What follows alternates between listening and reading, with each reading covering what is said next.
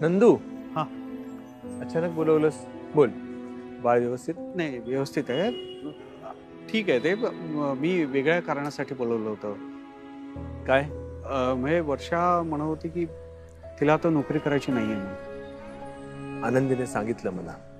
अरे पण चांगलं आहे ना, तिला बाळासोबत वेळ घालवायचा म्हणते.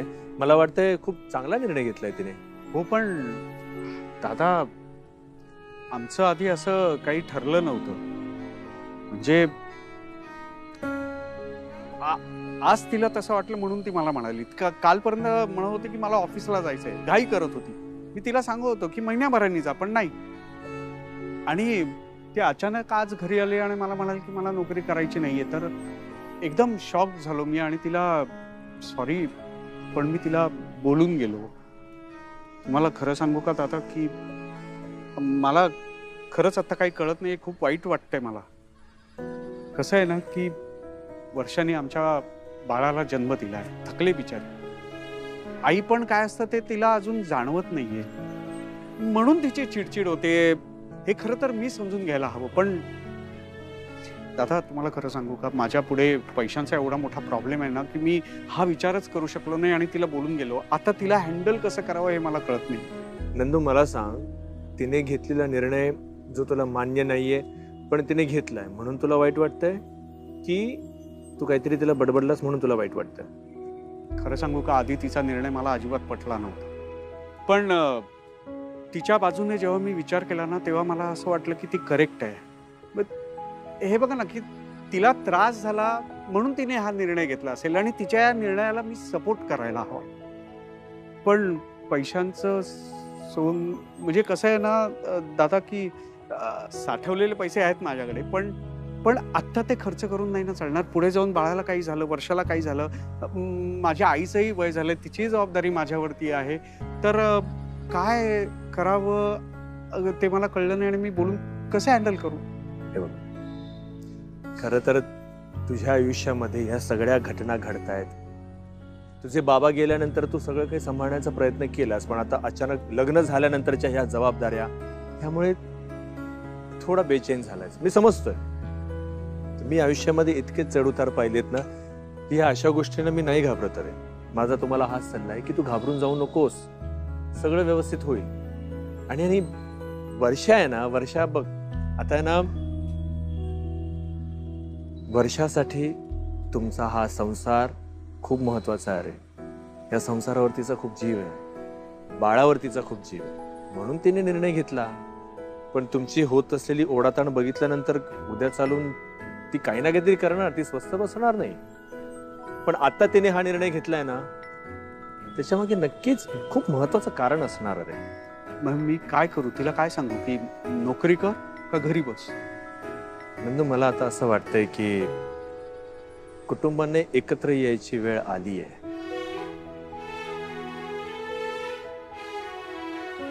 म्हणजे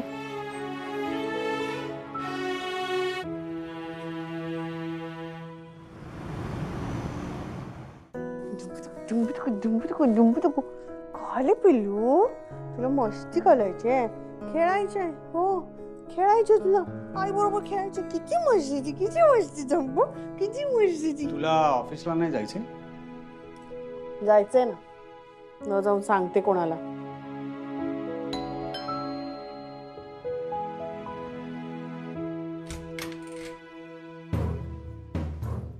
आई तुम्ही? सासू जिवंत आहे तुझी अजून? नोकरी सोडायला निघालीस? आई तू अचानक कशी आलीस? अचानक कशी म्हणजे? बाळाची आजी आहे मी. त्याच्या आई वडिलांना सांभाळायला त्याला वेळ नसेल तर मलाच यावं लागेल ना. बाबू आई तुला कोणी सांगितलं हे? वर्षा, मी काही नाही सांगितलंय. मग तुला कोणी फोन करून सांगितलं का की आम्हाला बाळाला सांभाळायला त्रास होतोय, ऑफिसला जायला मिळत नाही म्हणून? राघवने फोन करून सांगितलं मला. दादाने? कुटुंब एकत्र आणायचं म्हणत होते ते ह्याबद्दलच. दादाला ना आनंदीने सांगितलं असणार. हा दादा पण ना. का ग त्याने सांगून चूक केली का मला? हा नाही तसं नाही. खरं तर तू मला सांगायला पाहिजे होतंस. हा माझ्या नातवाला सांभाळायला आजीला त्रास होणार आहे का? एकदा तरी फोन करायचा होता ना मला. आनंदीने 2-4 दिवस सांभाळलं असेल, पण तिला पण तिचं बाळ आहे ना, त्याची तयारी करायला नको. आणि तुझ्या आईचे तर गुडघे दुखतायत, ती कशी सांभाळणार? वर्षा, तू बाळाला माझ्याकडे सोडून चिंतामणी जाऊ शकतेस. अगं 1-2 वर्षाचा तर प्रश्न आहे. एकदा का हा मोठा झाला, शाळेत जाऊ लागला की मग काहीच प्रश्न नाही, है ना? अगं मग मला नाही सांभाळता आलं तर बघू दुसरी काहीतरी सोय. पण आता नोकरी सोडून घरी बसणं परवडणार नाही ना. हो बाळा, हो हो. एकदा बाळ घरात आलं ना की खर्चाची ओढाताण होतच असते. त्याचे कपडे, त्याचे औषध, त्याचं खाणं पिणं, ह्या सगळ्यासाठी खर्च होतो ग. याच्यावरून तुमच्या दोघांत भांडण व्हायला नको. मी सांभाळेन बाळाला, तू काळजी करू नको. तुम्ही सांभाळणार म्हणजे तुम्ही सकाळी इकडे येणार, दिवसभर त्याला सांभाळणार आणि रात्री घरी जाणार असंच ना? अगं कशाला या घराचं भाडं भरून ताप करून घ्यायचा? हा आपल्या घरी चला. घर तुमचं वाट बघतोय पोरानू. नातवाचं तोंड सुद्धा बघितलं नाहीये त्या घरानं. चला मी सांभाळेन याला. तुम्ही याचं निमित्त करून मुद्दामून आलायत ना इथे. हे बघा आई, मी तुम्हाला आधीच सांगितलंय, मी पुन्हा त्या घरात येणार नाही. अगं ये पिल्लू. वर्षा, वर्षा, अगं ये वर्षा.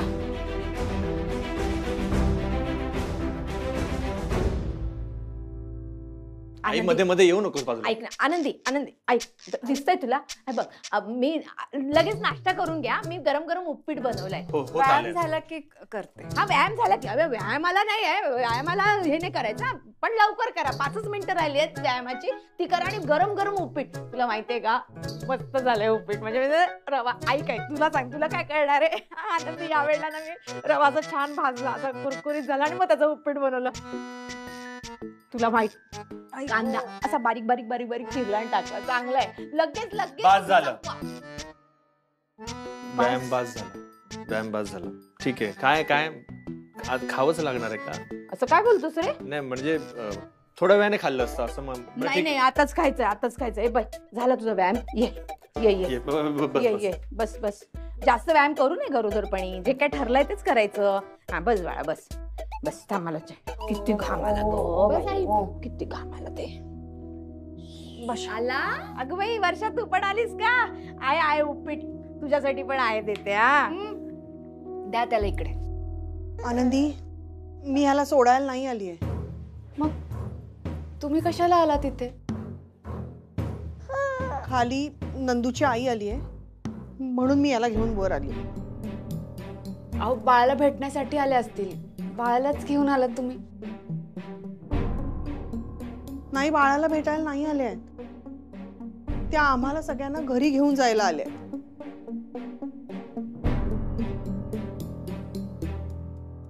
दादा, दादा मला सांग, तू का फोन केलास त्यांना? अरे आमच्या घरातले प्रॉब्लेम आम्ही केले असते ना सॉल्व. हो वर्षा, तुम्हा दोघांची ओढाताण बघवत नव्हती म्हणून फोन केला होता त्यांना मी. अरे पण दादा, त्याच गोष्टीचा फायदा उठवायला निघाल्यात त्या.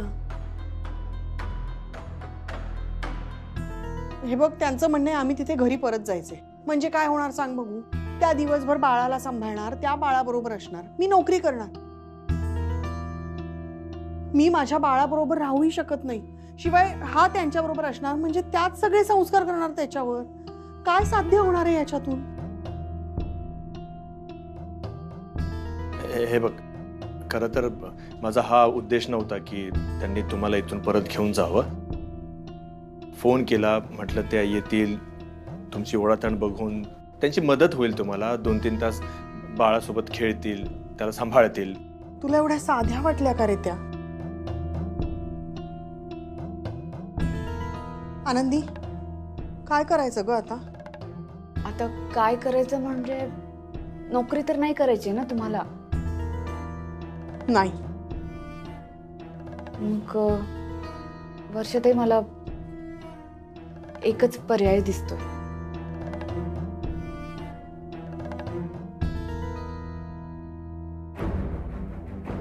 काय रे नंदू, एवढं काय झालं तिला चिडायला? बरं गेली तर गेली, बाळाला घेऊन गेली आणि घरी यायला नको का म्हणतेय ती?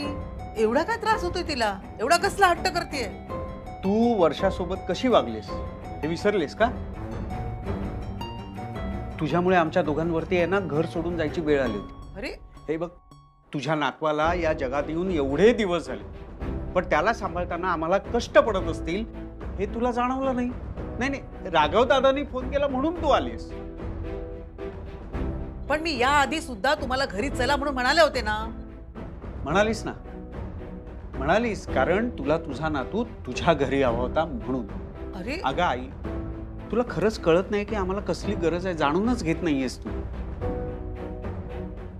याच्यातही तू स्वार्थच बघते आणि त्याचाच तिला जास्त त्रास होतोय. आता आहे ना, ती तुझ्या प्रत्येक गोष्टीकडे आहे ना शंकेने बघणार. आणि बरोबर आहे तिचं, कारण की तिने ते सगळं अनुभवलंय आहे. आई, तुला खरंच जर का तुझ्या नातवासोबत राहायचं असेल आणि तुला वाटत असेल की आपण सगळ्यांनी एकत्र यावं, तर तुला वर्षाची समजूत काढावी लागेल. अरे आता एवढं प्रेमाने वागते मी तिच्याशी, आता जाऊन काय पाया पडू? आई, एवढंही करण्याची गरज नाही. मला फक्त एवढंच म्हणायचं आहे की तू तिला एवढाच विश्वास मिळवून द्यावास की तू पहिल्यासारखं तिच्याशी वागणार नाहीस.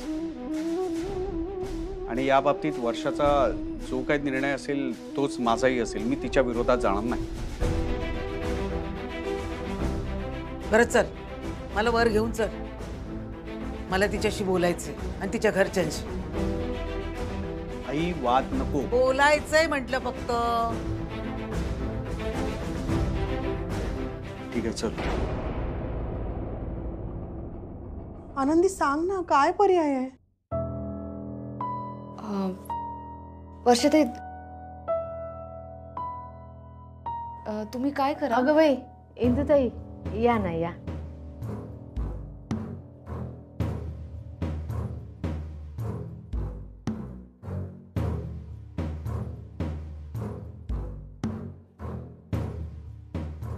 वर्षा, मावशी बसा ना. नको राहू दे. वर्षा, आई, मी तुम्हाला सांगितलं ना, मला नाही यायचंय त्या घरी परत. वर्षा, मला माहितीये बाळ झाल्यापासून तू हेच म्हणतेस, पण तू असं का म्हणतेस त्याची जाणीव मला आता झालीये. मी तुला खूप त्रास दिला ना ग, इतका की ते आता घर आणि मी नकोशी झाले ना ग तुला. वर्षा, माझं चुकलं ग. मी आले, फक्त मला काय हवं, माझ्यासाठी काय योग्य आहे त्यानुसार मी तुम्हाला असं करा तसं करा सांगितलं. पण नंदूनी मला याची जाणीव करून दिली की वर्षाला काय हवंय ते. मी याचा कधी विचारच नाही केला ग की तुला काय हवंय. हे साधं विचारलं पण नाही मी तुला. चूक माझीच आहे ग. तुझ्याकडून माझ्या असलेल्या अपेक्षा की तू माझी सून म्हणून असंच वागायला हवंस, तू तेच करायला हवंस, हे सांगण्यात मी इतकी अडकून पडले ना बाळा की ते घर तुला आपलंसं वाटतंय की नाही, ते घर तुझं आहे याची जाणीव तुला होते की नाही, याचा कधी विचारच केला नाही ग. पण इथं तू हक्कानं राहू शकतेस. कोणाचं काही म्हणणं असू दे त्याला उडवून लावू शकतेस. तुझ्या घरात तुझा संसार तुझ्यानुसार करू शकतेस. पण ह्या गोष्टीचा मी कधी विचारच नाही केला. बाळा, मला माफ कर ग. ओ इंदुताई, तुम्ही मोठ्या आहात, अशी माफी नका मागू. अहो, मोठी असले तरी चूक माझ्याकडूनच झाली आहे ना. आणि मी फक्त वर्षाची नाही, तुम्हा सगळ्यांची माफी मागते. तुम्ही मोठ्या विश्वासानं तुमची मुलगी आमच्या घरी दिली, पण मी तिची कधीच काळजी घेतली नाही. कधी आपल्या मुलीसारखी तिला वागवलीच नाही. पण आता मला समजतंय, एका दिवसात वर्षा तुझा माझ्यावर विश्वास बसणार नाही गो. पण मी माझं वागणं बदलीन. तुला आणि तुझ्या बाळाला कसलाही त्रास होणार नाही याची काळजी मी घेईन. आणि माझ्याकडून काही चुकलं तर मला बिनधास्त सांग. आपण एकमेकींना सांभाळून घेऊ. पण आता घरी चल ग बाई.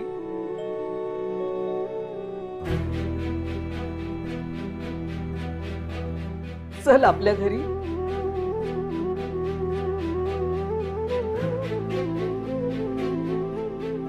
आई दादा,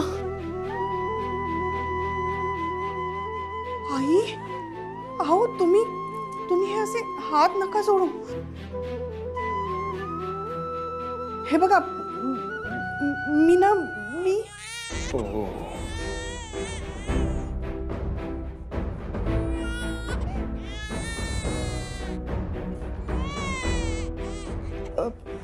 मी आले. भूक लागली असेल त्याला दूध पाजून घेते.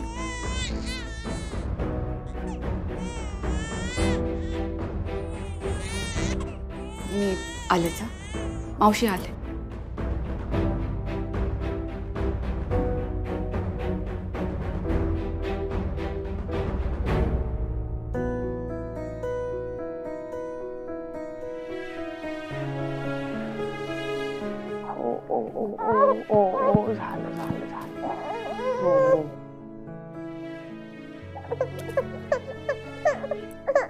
भूक लागली होती ना त्याला.